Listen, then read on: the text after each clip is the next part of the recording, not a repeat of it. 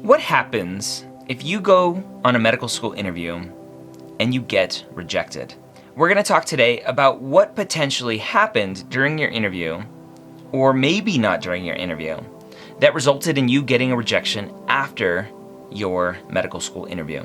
Don't forget to subscribe and hit that bell notification so that you can get more great videos like this one, like the whole medical school interview series that we've been doing for the last several weeks. If you haven't watched any of those videos, go back and watch right now. So you may have heard me talk maybe in the Pre-Med Years podcast or another podcast that I do. I do a lot of them. If you haven't checked them out, premedpodcast.com. But you may have heard me discuss if you have a medical school interview, that acceptance is yours to give away. Now, of course, there's an asterisk on that because just because you're there for the interview doesn't necessarily mean you have a perfect shot of getting in.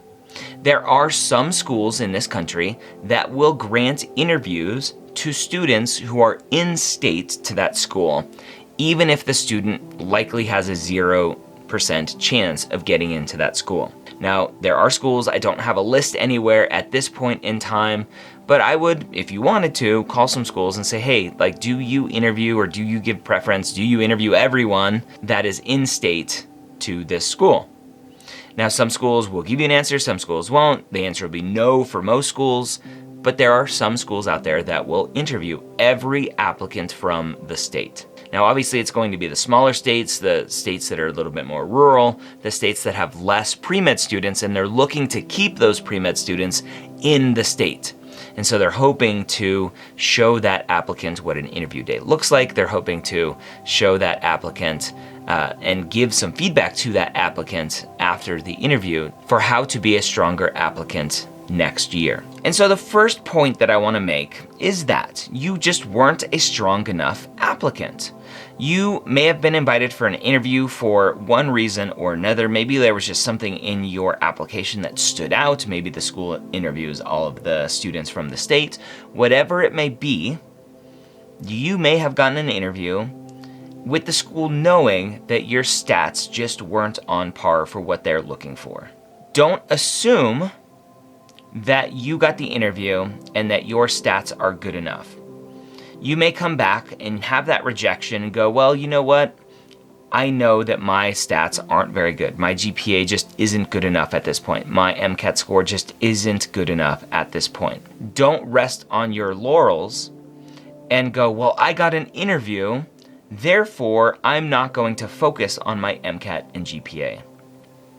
This whole process as a pre-med student, as a medical student, as a resident, as a physician, relies upon you being true to yourself and reflecting on everything that you do in this journey.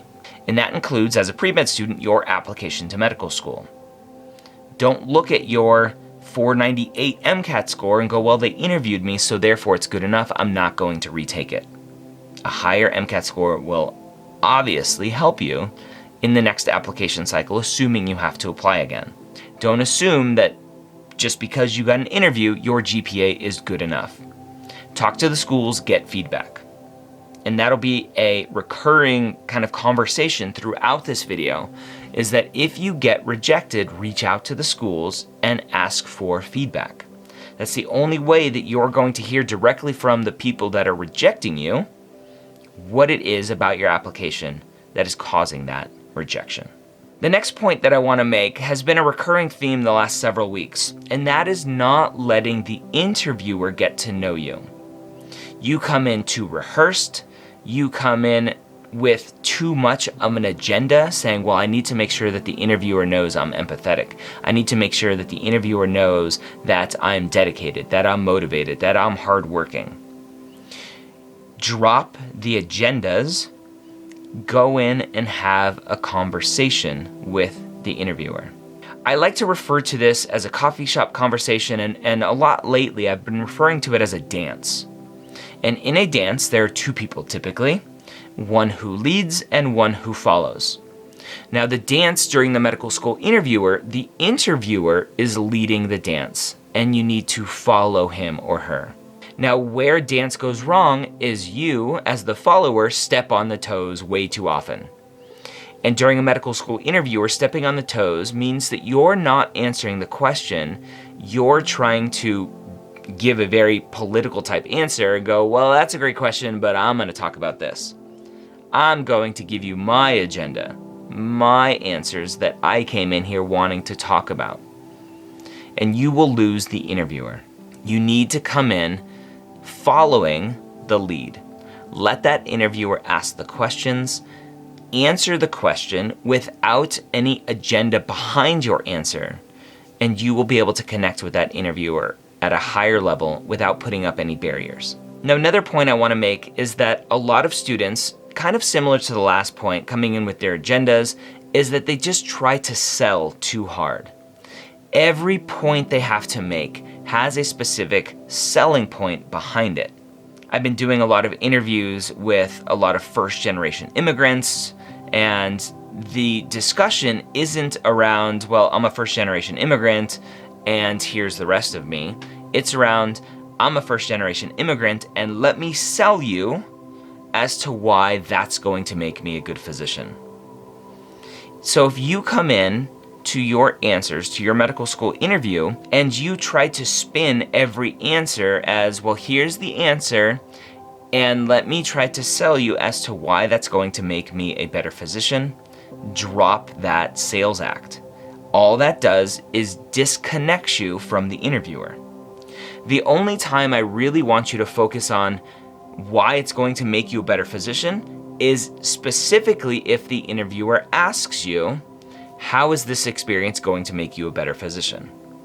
If the interviewer doesn't add that into their question, do not add it into the answer.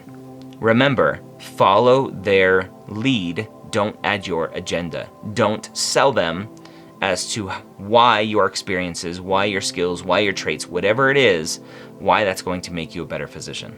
Another point that comes up sometimes is just that you were ready, you didn't sell yourself, you followed their lead, but sometimes you just didn't connect with the interviewer. Maybe you were just super nervous and that just caused a disconnect.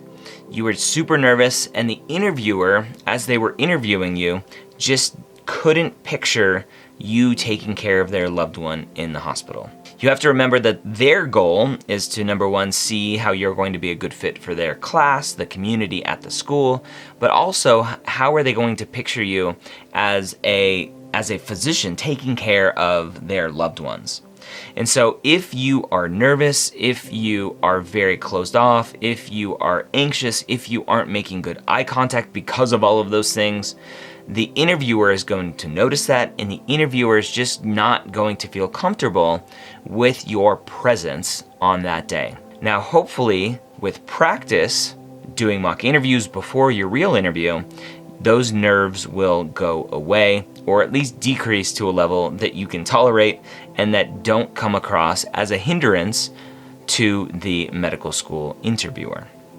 And when you are able to kind of reduce that anxiety, reduce that stress, you will come off as a much better interviewee to that interviewer. And so hopefully, if you've been watching this whole series, you've understood, and even at the beginning of this video, that you don't have to sell yourself in this medical school interview. It's a coffee shop conversation. You go in, you let the interviewer ask you questions, you follow their lead, you have a conversation. Hopefully knowing that will decrease your anxiety and your stress levels enough that you go in and have a good conversation with that interviewer and don't cause any disconnect to get that rejection. At the end of the day, if you are rejected from a medical school, you don't know why unless they specifically tell you. You don't know why or what it was in your application that caused that rejection. And so you have to reach out to the schools.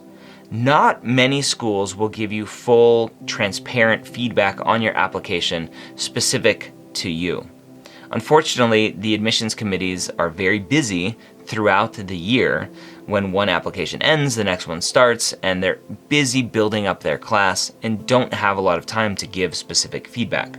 And that's why we have our application renovation series here on the Medical School HQ channel. You can go to check out applicationrenovation.com and applicationrenovation.com/apply, and I will review your application and give you feedback potentially on reasons why you didn't get in. Now, obviously, we don't have recordings of your interview day. We don't know what was said. We don't know how you acted, how you were in that interview. And so I can't give you super specific feedback there, but we will talk about that during the interview as well. But really at the core of what I want to drive home is that unless you do a lot of reflection, really true, honest reflection on your application, on your interview, what is it about your application, about your interview day that may have fallen short? Now, it could be grades, even though you had that interview. It could be MCAT score, even though you had that interview. It could be a lack of experiences, even though you had that interview. So I want you to keep that in mind as well. Now, one final point that I didn't mention earlier, and that is how you act on your interview day, not just in the interview, but throughout the whole day. When you're sitting in the admissions office waiting for someone to grab you to take you to your interview, are you head down, kind of to yourself, minding your own business, not really interacting with anyone? That doesn't come across very well. Be open, be energetic. Are you on your phone? You shouldn't have your phone on interview day. Are you being rude to people outside of the admissions office? Remember, on your interview day, you are on your medical school interview from the moment you step foot on that campus. If it's a parking lot attendant, if it's a janitor, if it is a door person, whoever it may be, you are on your medical school interview. Be kind to everyone that you interact with. So hopefully through this video, I gave you a lot of good ideas as to potentially why you were rejected after an interview. And if you are looking for more feedback, go check out applicationrenovation.com/apply to apply to get some more feedback directly from me on your application. Don't forget to subscribe, hit that bell notification to get more videos, and go back and watch all of the other interview videos if you haven't already.